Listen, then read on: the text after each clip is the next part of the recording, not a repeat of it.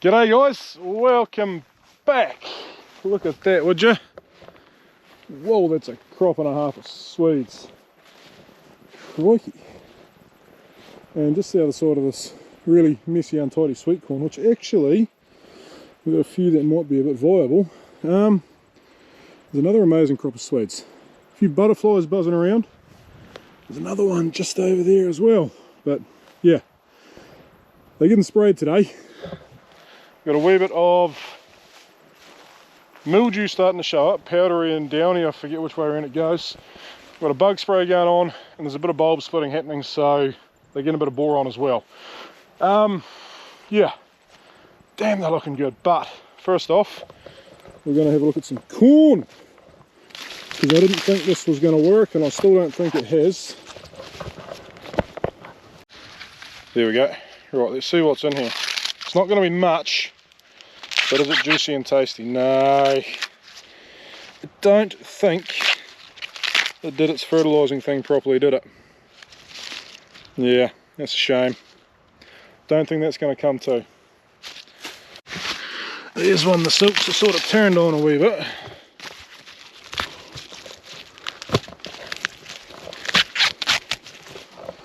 No, it's the same. Oh well. No sweet corn this year, guys. You know, that's almost got a little bit of colour to it.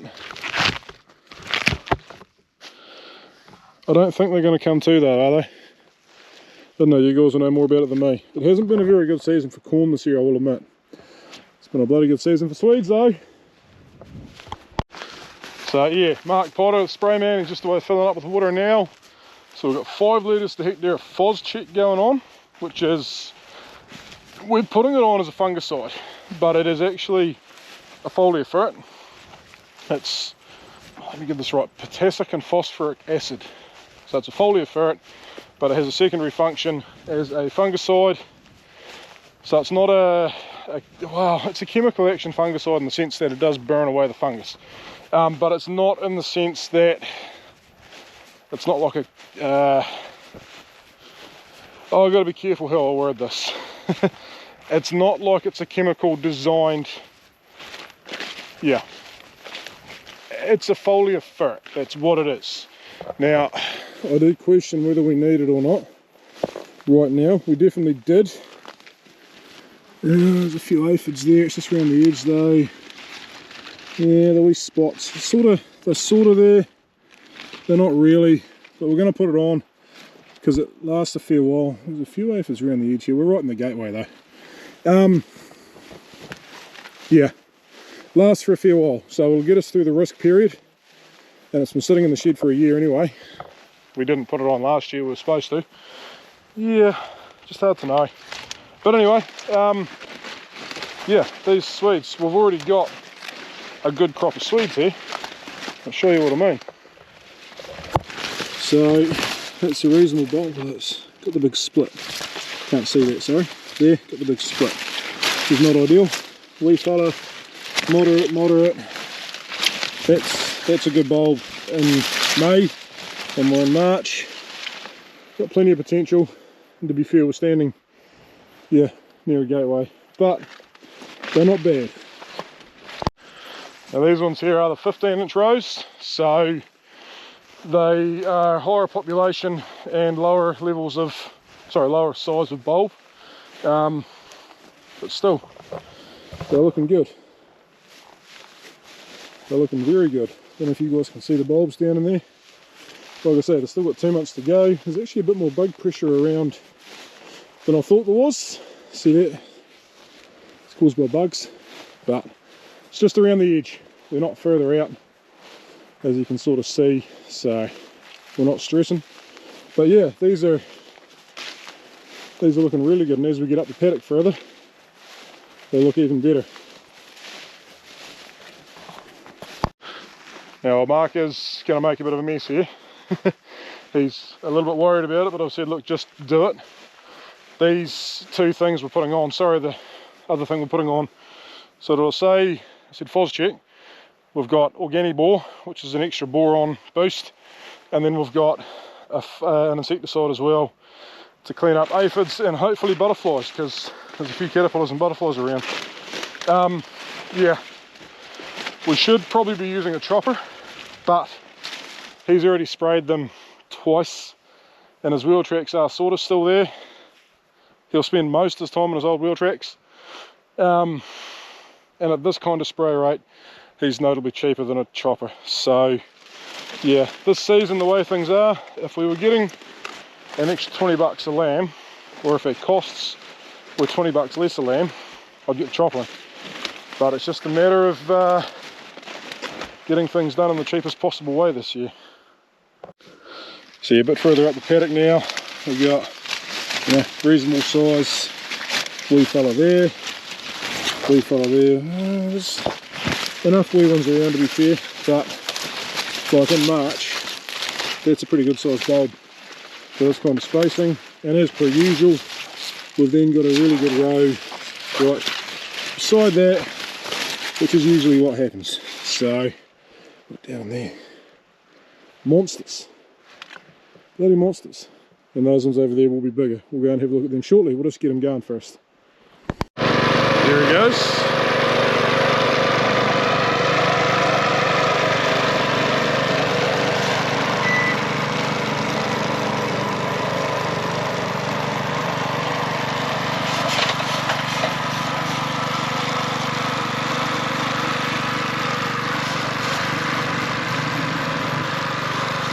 That'd be good getting stuck in the gateway, wouldn't it? Be a bloody Hilux truck.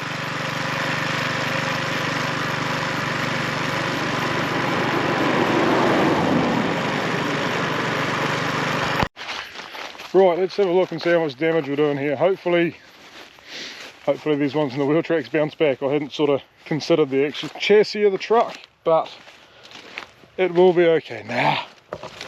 Nah, most of them are going to bounce back just fine. Obviously there's a wee bit here on the actual wheel tracks, but there's a few broken ones there, but I think most of them they'll fly back. Yeah. No, give it a week, I think we'll hardly see those wheel tracks. Should be perfectly fine. Probably is worth getting the chopper in for this job, but we've started now. There ain't no going back, so what'll be will be.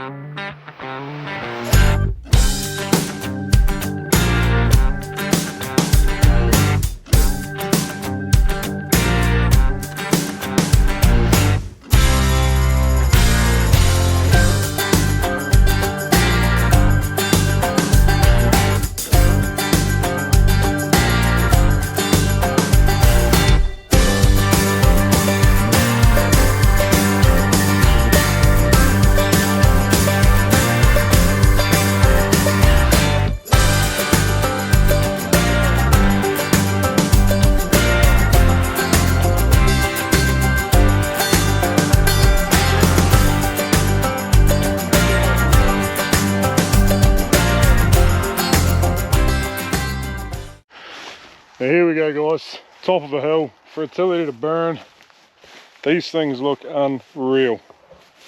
Got a look along here. Now like I say, these ones there's a few less of.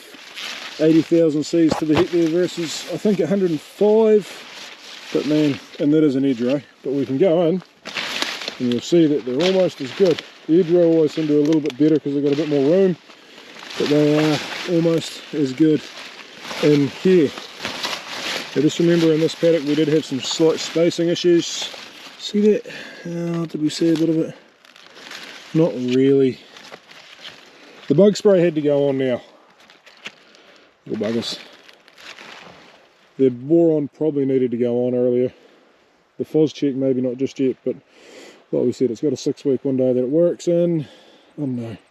We've had a lot of rain, which probably washes the fungus off, but it always comes back.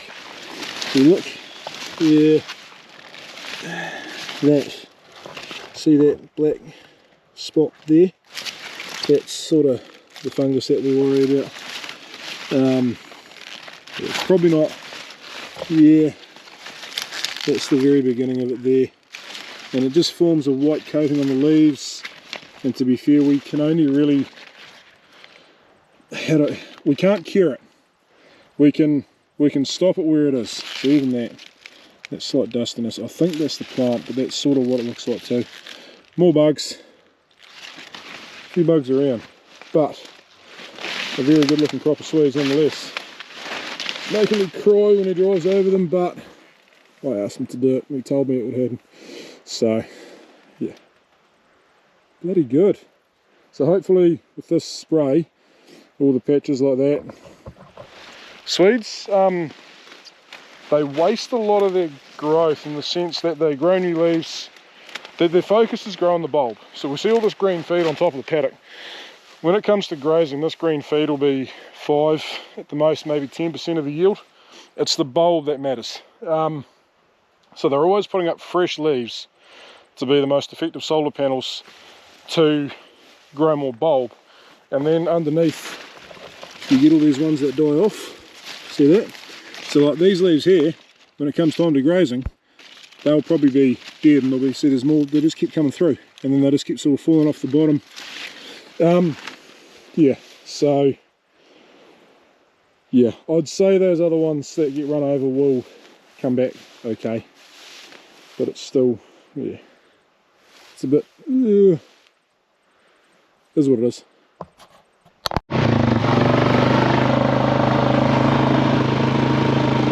Look at the gutses and asses on these things, would you? The calves.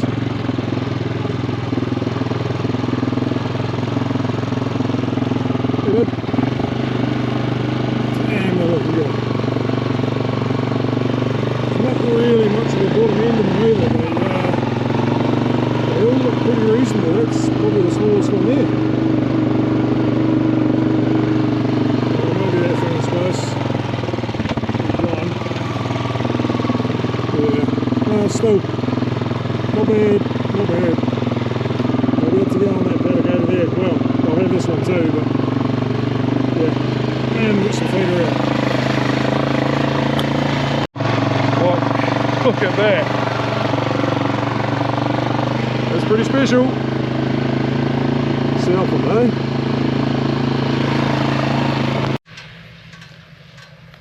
Must be just about finished that one there, as we got one more to go. Find out in a minute. One more. Maybe 2. I don't think it's 2, might be 2.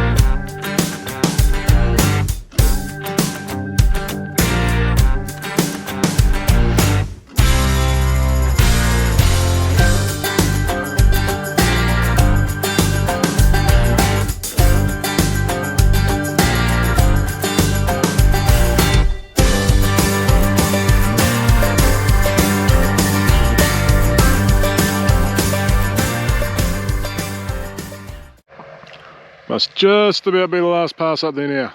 Sorry, the old drone battery just about She just about fell out of the sky then actually. Got it back with like 6% battery, so that's alright. We were way up. Takes a wee while to come back. So yeah, we sort of touched on the fungicide and the foliar fert that we're putting on. Well, they're both foliar ferts, one just works as a fungicide. The bug spray we're putting on, the insecticide. I know a lot of people get really edgy about insecticides and herbicides and stuff. Just got to remember that farmers don't want to be using this stuff. It is bloody expensive, and we know there are negative effects, but you got to weigh everything up. Anyway, the stuff that we're using, there is a little bit of what we call contact killer, so it's coming down on top of the animals, on the insects, and they just die, but it's not much and it's not very powerful. The key that we're doing here is a systemic insecticide, so it's absorbed by the plant, and then anything that eats the plant dies before it gets to any form of reproductive stage. So the idea there is that we're mainly chasing aphids and then a few butterflies, so caterpillars. Not the butterflies themselves, but the caterpillars. So the plant takes the chemical in, and then as the leaves grow, the bugs eat the plant, and then they, by default, ingest the toxin, and then they die, or the chemical, and then they die. So the beauty of that is ladybirds, for example, eat aphids. Now that contact killer will have some effect there, but nothing too drastic, because like I say, it's not actually much. The systemic side of it though, as much as it'll hurt the ladybirds because there won't be any aphids for them to eat, they can fly away somewhere else. Like, I don't know, maybe the neighbour's crop there, maybe it's got lots of aphids, so they can fly over there and they can eat them. Or grass, you know, ladybirds don't just eat aphids. Yeah, it won't kill them. It won't kill other beneficial insects that, you know, eat other insects that eat other insects and everything. So it's just the ones that get out of control in these monocrops. I know lots of people don't like that word, monocrop, but it's what it is. It's a single crop, and there's a very good reason that we grow single crops. We could possibly do more than one species in here a whole lot easier than the actual cereal cropping guys. But from a cereals point of view, we hear all this talk about, you know, multi-cropping and relay cropping and stuff. You're not, I don't know, I struggle with it. But from the point of view of combining or using machinery to harvest a crop, it's almost impossible to harvest two crops in the same paddock, okay? So let's just say, for a change, that monocrops aren't a bad thing. You don't want them everywhere, that's why we don't have them everywhere, but it's okay to have monocrops, which is what that is. And when you do that, you have certain bug species that will get a bit out of hand, and we need to occasionally do things to take care of that. So yeah, sorry, just a little bit of a rant, because I know people get real edgy about stuff, and normally those people that get real offside about that stuff don't actually have a clue what they're talking about. Yes, overuse of ag chemicals is a bad thing, but right here and now, are we actually overusing them? I guess that's the key take home. So yeah, anyway, he must be very nearly done up there. Might be actually finding a way out of the paddock right now. Here he comes. Must be all done. Right guys, we'll come back in a couple of days and pick this up again, and we'll see just how many bugs are still around. Well guys, here we are.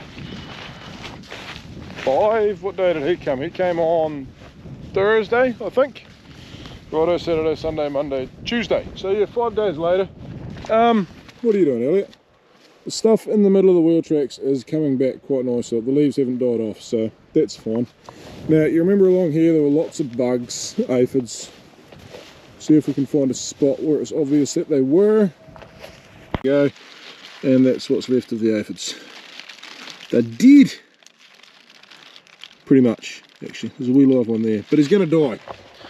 Because what happens with this spray, like I said earlier on, for most of it, the plant absorbs the chemical. Sorry, I'm just watching Elliot over there. Because actually, here comes the spray man coming down the road. But yeah, making sure he's not on the road, which he's not. Yeah, the plant absorbs the spray, and then when the insect eats the plant, they die, and that lasts for so long. I think it's 14 days that's actually in there. But because there's a 21-day life cycle, it interrupts life cycle for The 21 plus 14, 45 days, and I think there's a 42-day withholding on it. So yeah, there it is. Does a good job there, man. But as you can see, the colour and the leaves hasn't changed. They're a lot healthier looking than they were. They weren't bad beforehand by any means, but I guess we'll see. Look at the size of some of these bulbs, would you? Well, we're still in March. There's another one there, there, and this is the bottom of the paddock, which is always worse than the top. But a lot of these spots which you out there earlier, see that leaf had a lot of spots on it, but it's actually got a lot of healthiness on it. But these new ones coming through now won't get those spots. Yeah, that's a decent one, isn't it? So, yeah, I think it was the right thing to do. Should I have used the chopper?